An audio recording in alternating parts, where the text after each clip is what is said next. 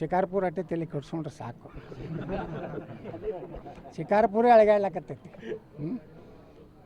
ಎಲ್ಲಿ ಮೈಸೂರಿಗೆ ನಿಂದಿರ್ಬೇಕು, ಅಲ್ಲಿ ಯಾವುದದು ವರ್ಣಾಕ್ಕೆ ನಿಂದಿರ್ಬೇಕು, ತುಮಕೂರು ನಗರಕ್ಕೆ ನಿಂದಿರ್ಬೇಕು, ರಾಜಾಜಿನಗರ ಅದೇ ಗಿರೇಕೆ ಅಡ್ಡಾಡ್ಲಕತ್ತೈತಿ.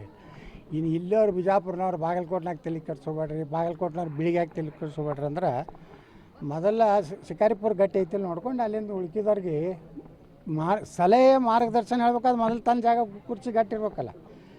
ಪಾಪ ಹತಾಶೆ ಆಗ್ಯವ್ರು ಏನಾರು ಮಾಡಿ ಯಾರೂ ರೆಸ್ಪೆಕ್ಟ್ ಸಿಗಲಾಗೈತೆ ಅದು. ಮತ್ತು ವಿಧಾನಸಭೆಯಲ್ಲಿ ಏನೂ ಆ್ಯಕ್ಟಿವಿಟೀಸ್ ಇಲ್ಲ, ನಾನು ನೋಡೋದಿಲ್ಲ, ಏನೂ ಮಾತಾಡಲೇ ಇಲ್ಲ.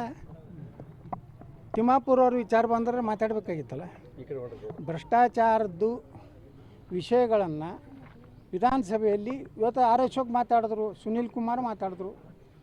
ಇಡೀ ರಾಜ್ಯದ ಬಿ ಜೆ ಪಿ ಕಾರ್ಯಕರ್ತರ ಅಪೇಕ್ಷೆ ಇರ್ತೈತೆ, ರಾಜ್ಯ ಅಧ್ಯಕ್ಷನೂ ಮಾತಾಡಬೇಕು, ಕಠೋರವಾಗಿ ಮಾತಾಡಬೇಕು. ನಾವು ಹೆಂಗೆ ಮಾತಾಡ್ತೀವಿ ವಿಧಾನಸಭೆ ಒಳಗೆ?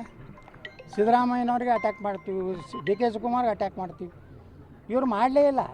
ನಾನು ನೋಡ್ಲಕತ್ತೀನಿ, ಮೊನ್ನೆ ವಿಧಾನಸಭೆ ಒಳಗೆ ಕುಂಡಿರಲಿಲ್ಲ. ಅದಕ್ಕೆ ಸಂಪೂರ್ಣವಾಗಿ ಏನು ಜವಾಬ್ದಾರಿಯಿಂದ ವಿಫಲ ಆಗ್ಯಾರ. ಸುಮ್ಮನೆ ಮನೆ ಬಿಟ್ಟು ಮನ್ಯಾಗ ಕುಂತ್ರು ಒಳ್ಳೆಯದು. ಈ ವಿಡಿಯೋ ನಿಮಗೆ ಇಷ್ಟವಾದಲ್ಲಿ ಲೈಕ್ ಮಾಡಿ, ಶೇರ್ ಮಾಡಿ, ಸಬ್ಸ್ಕ್ರೈಬ್ ಮಾಡಿ.